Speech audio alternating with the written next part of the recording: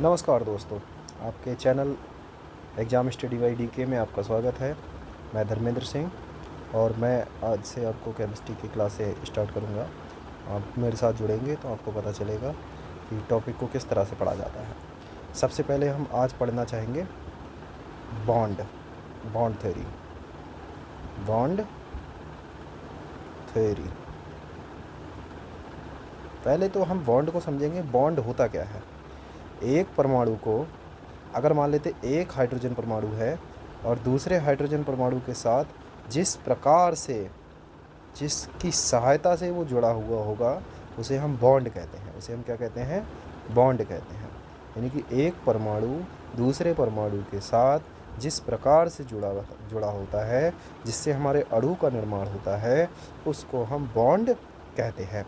अच्छा, बॉन्ड की बात अगर हम करते हैं तो बॉन्ड कितने प्रकार के होते हैं? मुख्यतः अगर साधारणतः देखे जाए तो बॉन्ड 3 प्रकार के होते हैं। कितने प्रकार के होते हैं? 3 प्रकार के।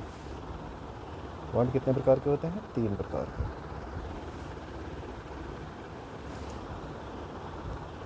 एक पहला बॉन्ड होता है हमारा विद्युत ऋणात्मक बंध।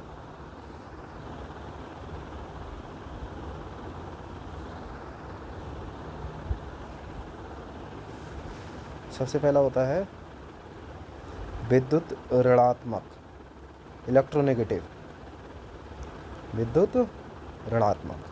अभी हम डिटेल से इनको पढ़ेंगे। फिर दूसरा होता है सहसंयोजक बंध, सहसंयोजक बंध। तीसरा होता है उपसहसंयोजक बंध, उपसहसंयोजक बंध। जब हम बात करते हैं विद्युत ऋणात्मक बंध की, तो विद्युत ऋणात्मक बंध पढ़ने से पहले हम एक चीज़ को बहुत अच्छे से बारीकी से समझेंगे कि विद्युत ऋणात्मक बंध होता क्या है। विद्युत ऋणात्मक बंध बनाने के लिए हम दो चीज़ों को बहुत ध्यान से समझेंगे कि विद्युत ऋणात्मक बंध होते क्या हैं। विद्युत ऋणात्मक बंध एक परमाणु जिसे हम बोलते हैं पॉजिटिव आयन, एक पॉजिटिव आयन एक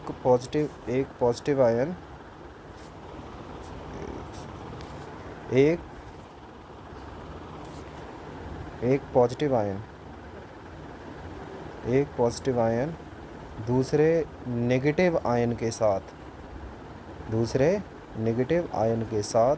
जुड़ा होता है, तो उसके बीच में एक परमाणु पर धनावेश और दूसरे परमाणु पर ऋणावेश आ जाता है, जिसे हम, क्योंकि इसमें 2 प्रकार के परमाणु हैं, इसे हम द्विध्रुवी बंध या विद्युत ऋणात्मक बंध कहते हैं। देखो, द्विध्रुवी या विद्युत ऋणात्मक बंध किस प्रकार से कहते हैं। तो दोस्तों, जैसा कि आपने देखा, विद्युत ऋणात्मक बंध क्या होते हैं। विद्युत ऋणात्मक बंध 2 प्रकार के एक धनावेश, जैसा कि मैंने बताया था, एक positive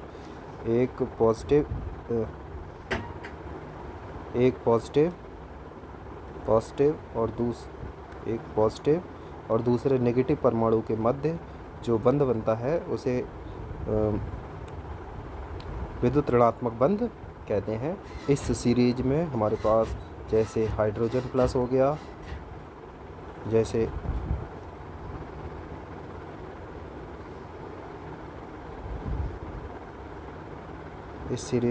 hydrogen plus, sodium plus और मैग्नीशियम +2। मैं आगे ये इस बारे में भी बताऊंगा कि ये +2 क्यों होते हैं या +1 क्यों होते हैं।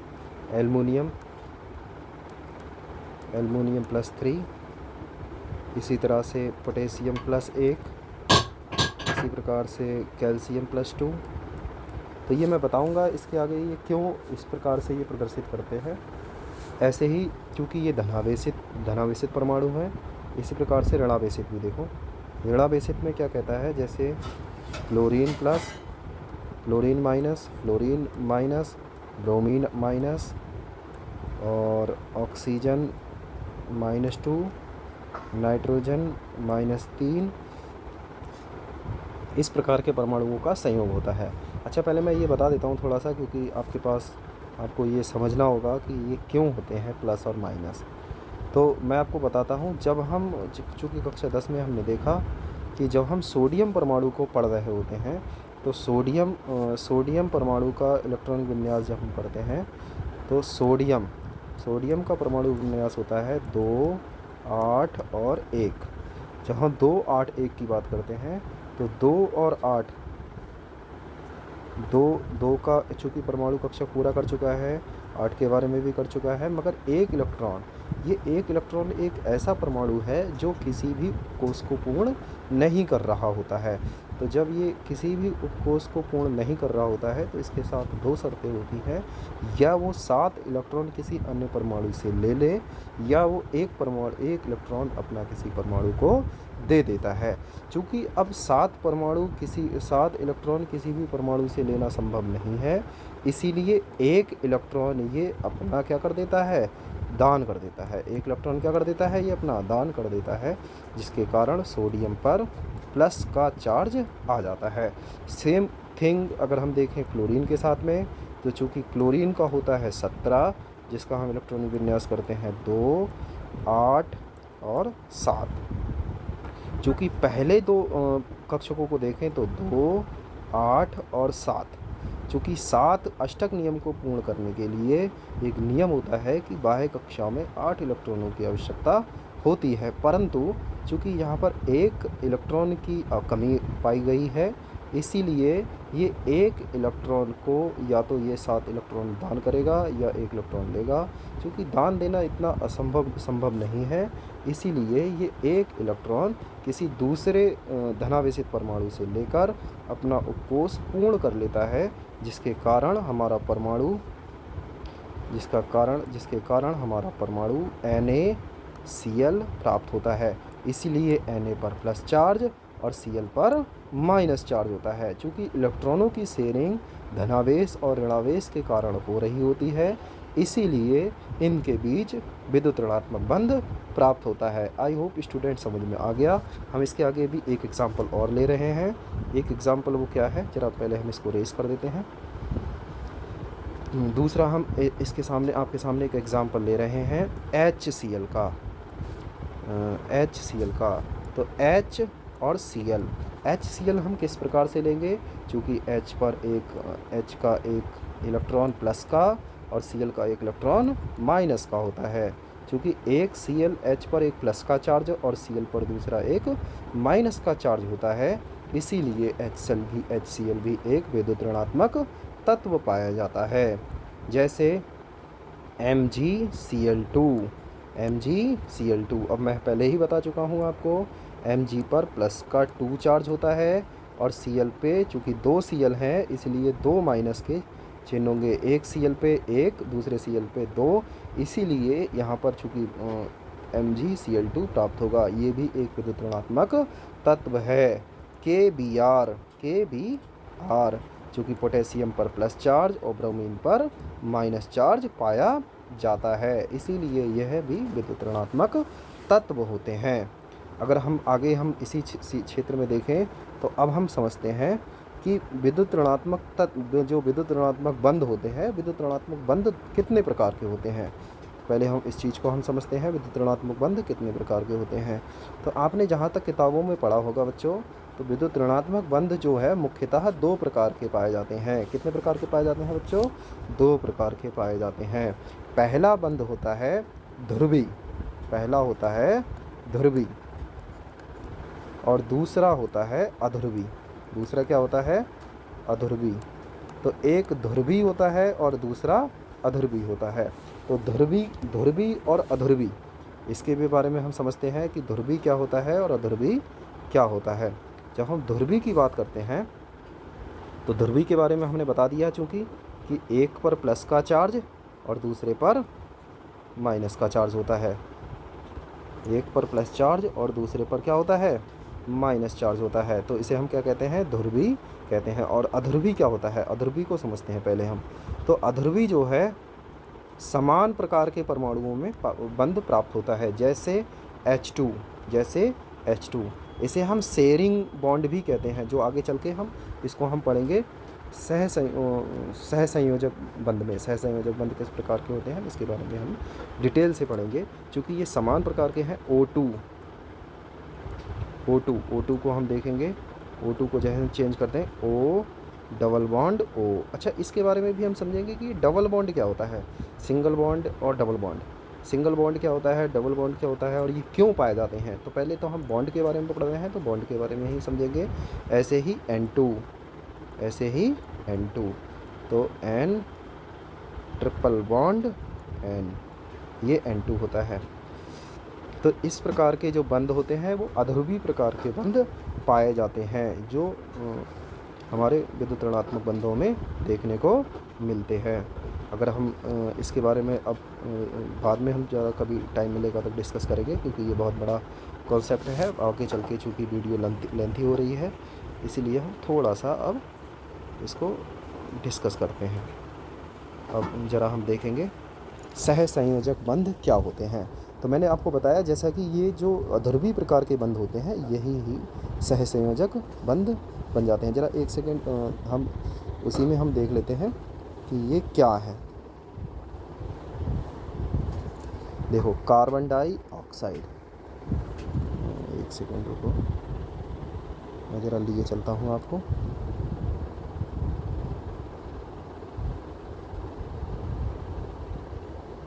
शेयरिंग सहसंयोजक बंध। जब हम बात करते हैं सहसंयोजक बंध, जब हम सहसंयोजक बंध की बात करते हैं तो लैंग्यूमर वैज्ञानिक जो लुईस नाम से फेमस हुआ, उसने ये बताया कि जो समान प्रकार के परमाणु होते हैं उनके समान प्रकार के परमाणुओं में अष्टक पूर्ण करने के लिए वो एक इलेक्ट्रॉन की आपस में क्या कर लेते हैं, साझेदारी कर लेते हैं। क्या कर लेते हैं, साझेदारी। इसे हम साझेदारी वाला बॉन्ड भी कहते हैं। इसे हम क्या कहते हैं, साझेदारी वाला बॉन्ड भी कहते हैं। जैसे Cl2, जैसे Cl2। तो Cl चूँकि अब यहाँ पर इसमें दिखाया गया है 2 8 7, ये जो 7 है और इसमें भी 7 है। जब हम इसको इलेक्ट्रॉन विन्यास करेंगे तो ये 7 में से एक इलेक्ट्रॉन इस क्लोरीन वाले परमाणु से और ये वाला क्लोरीन वाला परमाणु एक इलेक्ट्रॉन इस वाले परमाणु से ले लेगा। तो हमारे पास एक जो 2 इलेक्ट्रॉन है वो शेयरिंग के रूप में चले जाएंगे। एक इस वाला क्लोरीन इस वाले के साथ में और इस वाले का क्लोरीन इस वाले के साथ में चला जाएगा और मिलके क्या बना देगा, हमारे पास क्लोरीन Cl2 बना देगा, जिसे हम लुईस संरचना के नाम से भी जानते हैं। तो लुईस संरचना क्या है और इसके बारे में और डिटेल से हम समझेंगे। और क्या है इसके बारे में, लुईस संरचना क्या है। हाँ, इसके बाद में देखो एक हमारे पास अगला लिया है जल। अब हमने जल के बारे में हम समझेंगे कि जल क्या है। तो देखो जल, अब चूँकि H2O जल होता है हमारा H2O में देखो हाइड्रोजन है। हाइड्रोजन के चूँकि एक ही इलेक्ट्रॉन होता है और ऑक्सीजन के जो होते हैं 2 और 6, ये 8 इलेक्ट्रॉन होते हैं इसमें, और इसमें 1 इलेक्ट्रॉन पाया जाता है। जब हम 1 इलेक्ट्रॉन पाया जाता है तो इसकी बाह्य कक्ष जो ऑक्सीजन है, ऑक्सीजन को अपना बॉन्ड शेयर करने के लिए यहाँ पर देखो 1 2 3 4 5 और एक 6 और एक हाइड्रोजन 1 और दूसरा हाइड्रोजन 1। तो इसके साथ मिलकर ये पूरा एक शेयर बना लेगा और इसके साथ भी ये बॉन्ड मिलकर एक शेयर बना लेगा। और जहाँ देखा जाए तो ये ऑक्सीजन जो है वो ऑक्सीजन परमाणु आपस में मिलकर 6 और 2 8 बॉन्ड बना लेते हैं, जिसे हम सहसंयोजक बंध के नाम से जानते हैं। तो आई होप स्टूडेंट आपको समझ में आया होगा। अगर हम इसी बीच में एक नया एग्जाम्पल भी हम ले सकते हैं, वो नया एग्जाम्पल क्या है ज़रा हम समझते हैं। NH3 वो क्या है बच्चों, NH3 किस तरह से है। NH3 को हम देखते हैं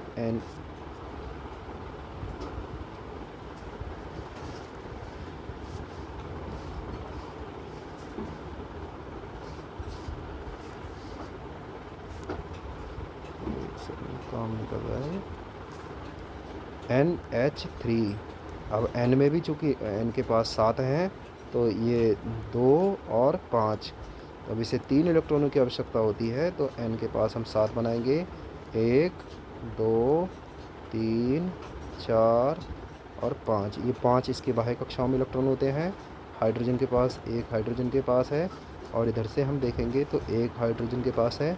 तो एक हाइड्रोजन जो है अपना अष्टक पूर्ण करने के लिए एक इसके साथ शेयर कर लेगा और हाइड्रोजन अपने उपकोष के 2 इलेक्ट्रॉनों को पूर्ण कर लेगा। ठीक इसी प्रकार से ये भी आपका अपना अष्टक पूर्ण कर लेगा और नाइट्रोजन जो है एक हाइड्रोजन परमाणु, एक सेकंड, एक हाइड्रोजन और आएगा यहाँ पर, एक ये भी पूर्ण कर लेगा। तो एक हाइड्रोजन इधर से लेगा, 2 हाइड्रोजन वाले और एक 3 हाइड्रोजन वाले, और इसके पास 5 ऑलरेडी थे, तो 5 ये हुए और 3 हाइड्रोजन से लिए, तो 5 और 3 ये कितने हो गए बच्चों? 8 हो गए। तो इसी प्रकार से इसी को हम साझेदारी बंध कहते हैं, जैसे हमने देखा होगा गाँव में जब हम देखते हैं। तो साझेदारी का मतलब होता है कि आपने कोई चीज़ दे दी और बदले में आपको कोई चीज़ दे दी जाती है, उसे हम साझेदारी वाला बॉन्ड साझेदारी कहते हैं। इस बंध को हम अगर केमिस्ट्री की भाषा में समझते हैं तो इस बंध को साझेदारी वाला बॉन्ड कहते हैं। तो इसको भी हम अच्छे से आई होप समझ में आ गया होगा। अब हम बात करते हैं, अब हम पूर्ण रूप से बात करते हैं उपसह संयोजक बंध की। ये उपसह संयोजक बंध क्या है बच्चों? ये एक स्पेशली प्रकार का बॉन्ड है। ये जो है एक प्रकार से आपने देखा होगा, मैं आपको लिए चलता हूँ उपसह संयोजक बंध पे। तो उपसह संयोजक बंध को अगर हम समझते हैं तो उपसह संयोजक बंध क्या होता है?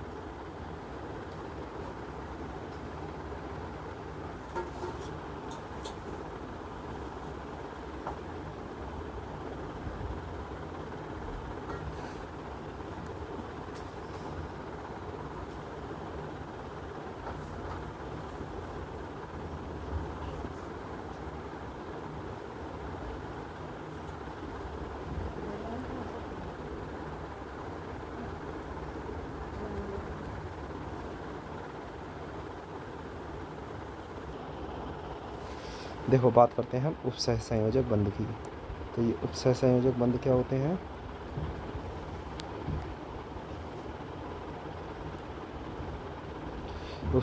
यह एक विशेष प्रकार का बंध है जिसमें 2 परमाणु साझा युग्म द्वारा बंधे रहते हैं, जहां बंध वाले दोनों परमाणु इलेक्ट्रॉन एक या एक, इसकी चीज़ को तो छोड़ो, इसमें आप समझते हैं कि एक उपसह संयोजक बंध में एक होता है दाता, एक होता है क्या? दाता, और दूसरा होता है ग्राही। तो हम एक चीज़ को हम बहुत अच्छे से समझते हैं कि दाता परमाणु क्या होते हैं? दाता परमाणु वे परमाणु होते हैं जिस जो इलेक्ट्रॉनों को दान कर देते हैं। ये एक प्रकार से मेटल में पाए जाते हैं। ये क्या पाए जाते हैं? एक प्रकार से मेटल में पाए जाते हैं। इसमें जो दाता परमाणु होता है वो केंद्र में पाया जाता है और ग्राही परमाणु होता है वो अपने इलेक्ट्रॉनों को सीधे सीधे दान कर देता है। इलेक्ट्रॉनों को, ग्राही परमाणुओं को दाता परमाणु अपने इलेक्ट्रॉन सीधे सीधे दान कर देता है। यहाँ पर कोई भी शेयरिंग प्रकार की नहीं होती है। जैसे हम देखते हैं गांव में देखते हैं कि कुछ लोग जो है अपनी धन संपत्ति को छोटे छोटे किसानों, छोटे छोटे लोगों में दान कर देते हैं। ठीक उसी प्रकार से भी ये भी एक प्रकार का बॉन्ड है जिसे हम कोऑर्डिनेशन बॉन्ड या सह संयोजक बंध कहते हैं। इसमें आप देख पा रहे होंगे ये N जो है, ये N जो है ये एक प्रकार का एक मेटल है। नहीं, ये जो है एक दाता परमाणु है।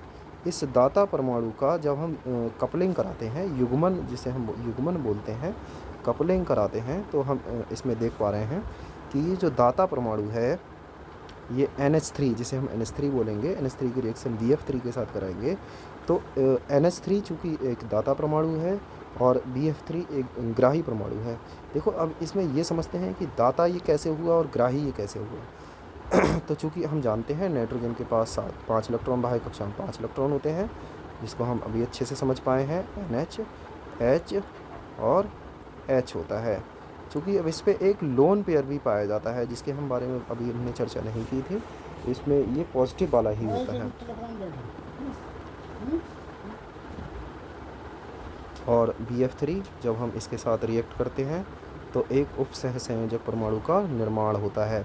दाता परमाणु वे होते हैं जो इलेक्ट्रॉनों के युग्म को दान में दे देते हैं और ग्राही परमाणु वे होते हैं जो इलेक्ट्रॉनों के युग्म को प्राप्त कर लेते हैं, जिसके साथ में इनके बॉन्डिंग के बीच में, जैसे हमने देखा कि सह संयोजक, जैसे विद्युत ऋणात्मक बंध में देखा NaCl, और हमने देखा कि Na जो है उस पर प्लस का चार्ज और Cl पे माइनस का चार्ज होता था। ऐसे ही शेयरिंग में देखा हमने H एच ओ और एच, ये हम उपसह संयोजक यौगिक में करते थे। और ऐसे ही केंद्रीय परमाणु में, जैसे मेटल हो गई, इस मेटल में जो है कुछ परमाणु जैसे लिगैंड होते हैं, जिसमें हम कोई भी परमाणु दे सकते हैं, ये इसको सीधे सीधे दान कर देता है। नहीं, ये इसको नहीं लेंगे, जब हम इसको चीज़ों को सीधे समझेंगे तो देखो, जैसे मेटल है, ये इसको सीधे परमाणु को क्या कर देगी, दान कर देगी। डोनर है और ये एक्सेप्टर है, डोनर है और ये क्या है, एक्सेप्टर है। तो आई होप स्टूडेंट आपको समझ में आया होगा। आप हमारे चैनल से लगातार जुड़े रहिए इसी प्रकार की वीडियो प्राप्त करने के लिए। इसके लिए आपको लगातार तत्पर कराया जाएगा। ये आपकी पहली वीडियो है, चूँकि आपने प्रीवियस ईयर में पढ़ चुका है, इसलिए हम थोड़ा सा इसको लाइटली एक्सप्लेन किया है। आपको ये चीज़ें समझ में आई होंगी और आप हमारे चैनल से जुड़े रहिए। आपके channel exam study by DK में आपका स्वागत है। आप हमारे चैनल से लगातार